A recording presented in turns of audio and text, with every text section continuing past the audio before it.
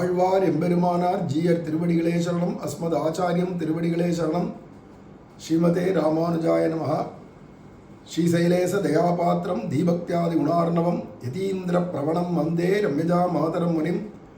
ஸ்ரீமத் கிருஷ்ண சமாஹ்வாய நமோ யாமுனசூனவே யத்கடாட்சைக லக்ஷாணாம் சுலப ஸ்ரீதர சதா.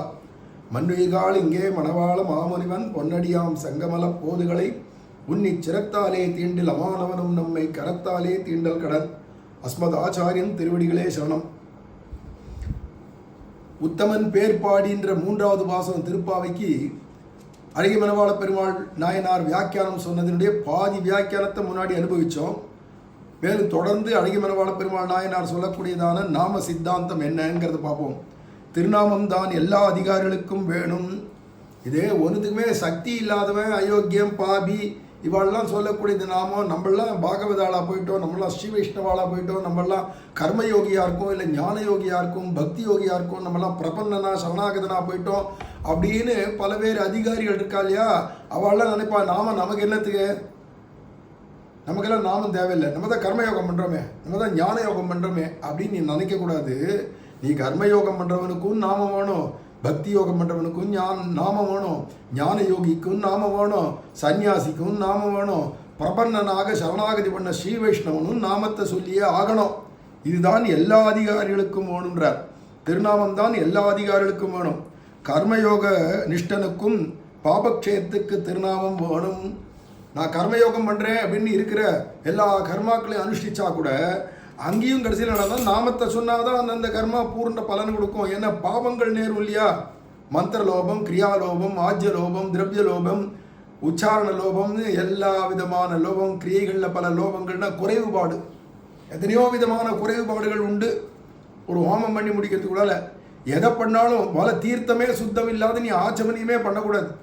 சுத்தமான தீர்த்தம்னா நதியில் ஓடுற தீர்த்தம். இப்போ நதியில் எங்கே தண்ணீர் ஓடுறது? நீ எங்கே போய் நீ உட்காந்து ஆச்சமனியம் பண்ணுறேன்னு ஆரம்பிக்கிறது. சுத்தமான ஜலமே இல்லை முதல்ல. அப்போ எல்லாத்தையும் சுத்தமாக்கிறதுக்கு ஏதாவது ஒரு வழி உண்டானா ஹோமம் பண்ணுறவா இல்லை சந்தியாவந்தனம் பண்ணச்சே கூட மந்திரஹீனம் கிரியாஹீனம் பக்திஹீனம் ஜனார்தனா ஜப்தவ்யம் மயா தேவா பரிபூர்ணம் ததசுதே பிராயசித்தானி அசேஷானி தவக்கர்ம ஆத்மகானிவை யானி தேஷாம் அசேஷானாம் ஸ்ரீ கிருஷ்ணானுஸ்மரணம் பரம். கிருஷ்ண கிருஷ்ண கிருஷ்ண கிருஷ்ணானு 10 தரம் சொல்லவும் அப்படின்னு சந்தியாவந்தன புஸ்தகத்திலே போட்டிருப்பாங்க. இது எல்லாருக்கும் உண்டு. பிராமணா எல்லாரும் சந்தியாவந்தனம் பண்ணிச்சே சொல்லி தான் முடிப்பா. சர்வம் ஸ்ரீ கிருஷ்ணார்ப்பணம் அஸ்து கிருஷ்ணாய நமஹா இது மாதிரி சில பேர் சொல்லுவா. கடைசியில் கிருஷ்ண கிருஷ்ண கிருஷ்ணான்னு 10 தரம் சொல்லி தான் முடிக்கணும் அப்படிங்கிறது ஜப்தவ்யம். ஜபம் பண்ணிச்சு காயத்ரி ஜபம் பண்ணவனுக்கு அந்த சந்தியாவந்தனத்தில் வர லோபங்களை போக்குறதுக்கு மந்திரஹீனம் கிரியாஹீனம் பக்திஹீனம் என்னென்ன இருக்கோ எல்லா குறைவுபாடுகளையும் போக்குறது நாமத்தால் தான் இருக்கு.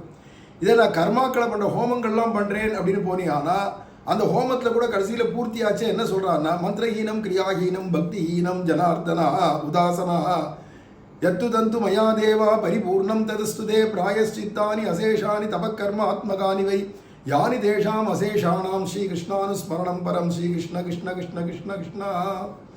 நான் பண்ணியதான இந்த ஆகுதி கொடுத்துருக்கேனே உதாசனா அப்படின்னு கூப்பிட்டு நான் ஆகுதி கொடுத்துருக்கேனே, இதிலெல்லாம் என் மந்திரம் தந்திரம் யந்திரம் கிரியை எத்தனை லோபங்கள் இருக்கோ எல்லா லோபங்களையும் பூர்ணமாக்கி தரணுமானா கிருஷ்ணனை அனுஸ்மரணம் பண்ணி அவன் நாமத்தை சொல்ல வேண்டிதான்.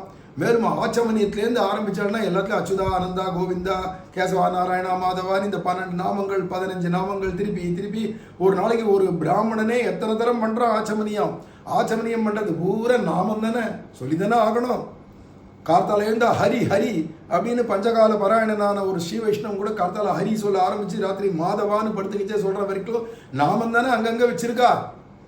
வேற வழியே கிடையாது. இதால தான் எல்லா கர்மாக்களில் ஏற்படுற பாவங்கள்லாம் பொசுங்குமாக்கிறதுனால கர்மயோக நிஷ்டனாக இருந்தால் நான் தான் கர்மா பண்ணுறேன்னு எனக்கு என்னதுக்கு நாம சங்கீர்த்தனம்னு சொல்லக்கூடாது. அவனும் திருநாமத்தை சொல்லி ஆகணும். ஏன்னா பாபக்ஷயத்துக்கு திருநாமம் வேணும். சரி, அடுத்து ஞான யோகத்தில் நான் இருக்கேன், சரீரம் வேறு ஆத்மா வேறேன்னு நான் நினச்சிட்டு ஆத்மாங்கிறது ஜோதிர்மயம் ஞானமயம் ஆனந்தமயம்னு நான் எனக்கு நானே தியானம் பண்ணிட்டு இருக்கேன். எனக்கு தான் ஞானம் கைகூடிடுத்தே, எனக்கு என்னத்துக்கு திருநாமம், நான் நாமம் சொல்ல வேண்டிய அவசியம் இல்லை அப்படின்னு ஒருத்தன் சொன்னானா அதுக்கு சொல்ல ஞான யோக நிஷ்டனுக்கும் ஞான வைசத்தியத்தை பண்ணி கொடுக்கும். நீ நாமம் சொல்ல சொல்ல சொல்லதான் ஞானம் விசதமாகும். குறுகி போயிடக்கூடாது. ஞானன்றது அகண்டாகாரமாக போக வேண்டியதாக இருக்கிறதுனால அந்த அகண்டமான ஞானம் உனக்கு உண்டானோம்னா கூட ஞானம் விசதமாகணுமானா அதுக்கும் என்ன பண்ணணும்னா நாம சொல்லிட்டே இருக்கிறவனுக்கு தான் ஞான யோக நிஷ்டனுக்கும் ஞானம் விசதமாகும் அப்படிங்கிறார். அதுக்கு அடுத்து என்னன்னா பக்தி யோக நிஷ்டனுக்கும் பக்தி விவிருத்திக்கு வேணும். பக்தி ஆரம்பிச்ச இடத்துல நிற்கக்கூடாது. பக்தி வளர்ந்துட்டே இருக்கணும். நாளுக்கு நாள் வர்த்ததாம் அபிவர்த்ததாம்னு வளரணும். அப்போ பக்தி யோகம்னா நான் பக்தி யோகம் ஆரம்பிக்கிட்டே யமம் நியமம் ஆசனம் பிராணாயாமம் பிரத்யாகாரம் தாரணை தியானம் சமாதின்னு அஷ்டாங்க யோக கிரமத்தில் நான் பக்தி யோகம் பண்ணுறேன் அப்படின்னு போனானா அவனுக்கு முதல்ல ஆசன ஸ்திரம் ஏற்படணும்னா முதல்ல யமம் நியமம் ரெண்டும் ஒழுங்காக இருக்கணும். வெளி சுத்தம் உள் சுத்தம்னு. அப்போ யம நியமாதிகள்லேருந்து ஆரம்பித்து இதுக்கு ஒழுங்காக நம்ம இதுலேருந்து அடுத்தபடி போனோம், அதுக்கு அடுத்தபடி போனோம்னு மேலே மேலே போனோமானா பக்தி விவர்த்தி ஆகணுமானா அதை வளர்ந்துட்டே போகணுமானா அதுக்கு வழி என்னன்னா நாமம் சொல்கிறவனுக்கு தான் வளர்ந்துட்டே போகும், எந்த தடங்களும் இல்லாத.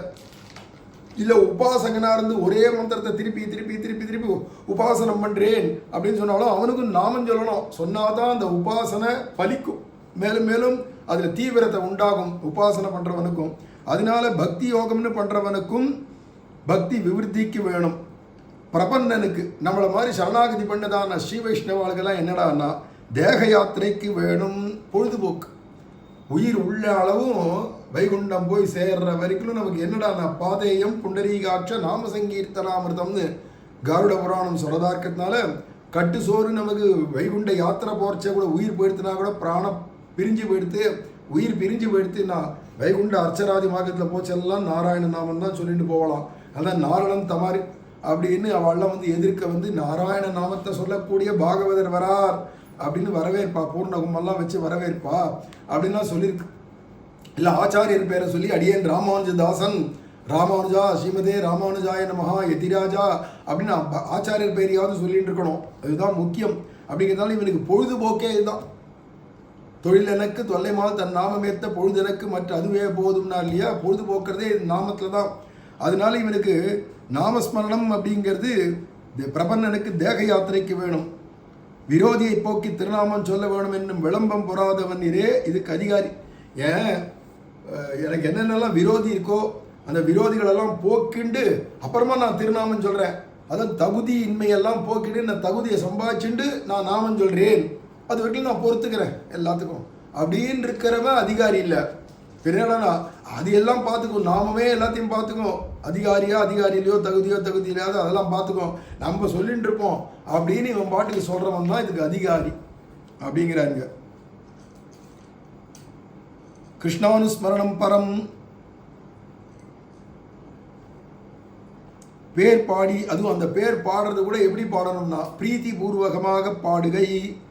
முன்னாடியே சொல்லிட்டோம் இதை, இருந்தாலும் அந்தந்த ஆச்சாரியர்கள் இந்த இடத்துல வரைச்சு அவாவா தங்களுக்கு ஒரு வியாக்கியானம் பண்ணி ஆகணும் இல்லையா, பண்ணுற அழகா பிரீத்தி பூர்வமாக பாடணும். ஆர்வத்தால் பாடாதார் என்னுமா போலே. அது மட்டும் இல்லை பாடி மடிகோலாதே அப்படிங்கிறா. நாமத்தை சொல்லிட்டு எனக்கு அந்த பலன் வேணும் இந்த பலன் வேணும்னு எல்லாரும் கேட்பா. ஏதாவது ஒன்று பண்ணால் பலனை உத்தேசித்தேன்னு எல்லாரும் பண்ணுறா. ஏதோ ஒன்று கடைசியில் வைகுண்ட பலனையாவது விரும்புவா, மோட்சத்தையாவது பலனாக விரும்புவா. நாங்கள்லாம் நடனா பஜனை திருநாமத்தை பாடுவோம், ஆனால் இது வேணும் அது வேணும்னு பெருமாள்கிட்ட போய் கேட்க மாட்டோம். இவ்வளோ பாடி இருக்கோம்ல இந்த பலனை கொடுக்கக்கூடாதா அப்படின்லாம் போய் கேட்க மாட்டோம். பாடுறதுன்றது உத்தேசம், அது இல்லாத எங்களால் ஜீவிக்க முடியாது, தாரகம் அது. பின்ன பலன்டானா அது பகவத் இஷ்டம், பகவான் பார்த்து எதை கொடுக்கணுமோ கொடுக்கட்டும் அப்படின்னு இருக்கிறது.